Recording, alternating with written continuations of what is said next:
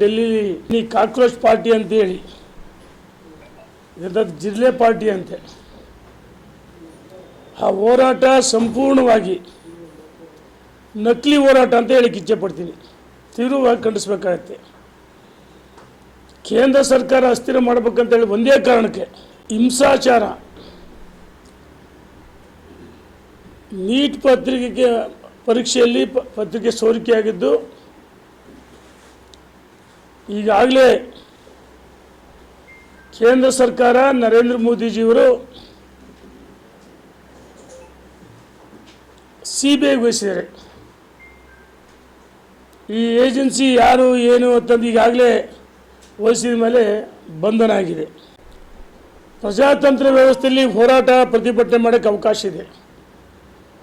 ಆ ಹೋರಾಟಗಳು ನ್ಯಾಯಸಮ್ಮತವಾಗಿರಬೇಕು. ಯಾರೋ ವ್ಯಕ್ತಿ ವಿದೇಶದಲ್ಲಿ ಕುಳಿತು ವಿದೇಶಿ ಫಂಡಿಂಗಿಂದ ಆ ಹೋರಾಟದಲ್ಲಿ ಯಾವುದೇ ವಿದ್ಯಾರ್ಥಿಗಳಿಲ್ಲ. ನಕಲಿ ಹೋರಾಟ, ಅದು ಕಾಂಗ್ರೆಸ್ ಮತ್ತು ಲೆಫ್ಟಿಸ್ಟ್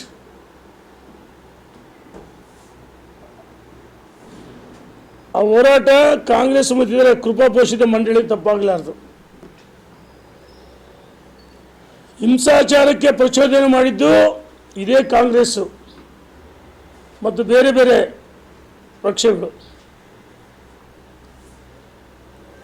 ಈ ಹಿಂದೆ UPA ಸರ್ಕಾರ ಇದ್ದಾಗ ಅಥವಾ ರಾಜ್ಯದಲ್ಲಿ ಕಾಂಗ್ರೆಸ್ ಸರ್ಕಾರ ಇದ್ದಾಗ ಪತ್ರಿಕೆಗಳು ಸೋರಿಕೆಯಾಗಿವೆ. ಅವ ನೀವು ರಾಜೀನಾಮೆ ಕೊಟ್ಟಿದ್ದೀರಾ?